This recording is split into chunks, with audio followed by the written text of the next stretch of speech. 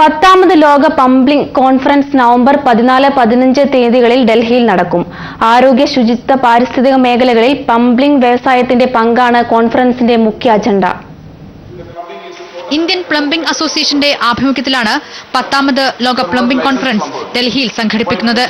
3 വർഷത്തെ ഇടവേളയിൽ സംഘടിപ്പിക്കുന്ന അന്താരാഷ്ട്ര കോൺഫറൻസിന് ആദ്യമായാണ് ഇന്ത്യ വേദിയാകുന്നത്. അമേരിക്ക, ഓസ്ട്രേലിയ, ദക്ഷിണാഫ്രിക്ക, ചൈന തുടങ്ങി വിവിധ രാജ്യങ്ങളിൽ നിന്നായി 700ഓളം പ്രതിനിധികൾ കോൺഫറൻസിൽ പങ്കെടുക്കും. രാജ്യത്തിന്റെ നിർമ്മാണ മേഖലയിൽ വൻ കുതിപ്പ് ഉണ്ടായെങ്കിലും പ്ലംബിംഗ് മേഖലയിൽ വ്യക്തമായ നയമോ ആസൂത്രണമോ ഉണ്ടായിട്ടില്ല. 75% പ്ലംബിംഗ് മേഖല ഇപ്പോഴും അസംഘടിത മേഖലയിലാണ്. ഇവയെ സംഘടിത മേഖലയ്ക്ക് കീഴിൽ കൊണ്ടുവരികയാണ് കോൺഫറൻസിന്റെ ലക്ഷ്യമെന്ന് IPA അധ്യക്ഷൻ Sudhakaran Nair. Total volume of plumbing ഇന്ത്യയിലുള്ളതിന്റെ ഒരു 20-25% മാത്രമാണ് ഒരു ഓർഗനൈസ് സെക്ടറായിട്ടുള്ള ആൾക്കാർ ചെയ്യുന്നത്. അതായത് കൊള്ളാവുന്ന കൺസൾട്ടൻസും കോൺട്രാക്ടേഴ്സും കൂടി ചെയ്യുന്നത്. ബാക്കിയുള്ളതെല്ലാം കാഷ്വൽ വർക്കേഴ്സും അൺട്രെയിൻഡ് അൺസ്കിൽഡ് ആയിട്ടുള്ള ആൾക്കാരാണ് ചെയ്യുന്നത്. ഇതിനായി ട്രെയിനിംഗ് പരിപാടികളും പ്രദർശനമടക്കമുള്ള മറ്റു മാർഗങ്ങളും ഉപയോഗപ്പെടുത്താനും IPA ലക്ഷ്യമിടുന്നുണ്ട്.